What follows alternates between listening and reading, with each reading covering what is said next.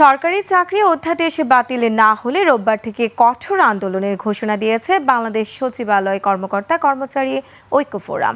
উপস্থিতি কম হলেও নিয়মিত সমাবেশ অব্যাহত রেখেছেন ফোরামের নেতারা। বিস্তারিত আকবর হোসেন সুমনের রিপোর্টে।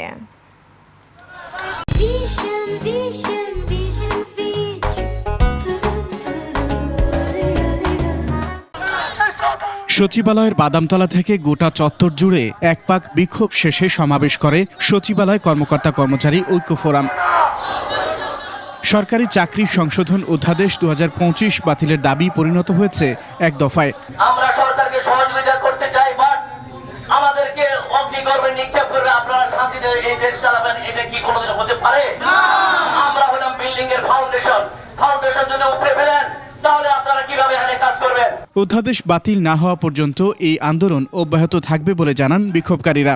এই অধ্যাদেশ যদি বাতিল না করা হয়, এই আন্দোলন কিন্তু আরো বিস্তৃত, আরো সম্প্রসারিত হবে। আর আশা করি অতি দ্রুততম সময়ের মধ্যে সুসংবাদ পাবো সরকার মহোদয়ের পক্ষ থেকে যে খাবার প্রত্যাহার করা হয়েছে, কোনো সংশোধন নয়, টোটালি প্রত্যাহার।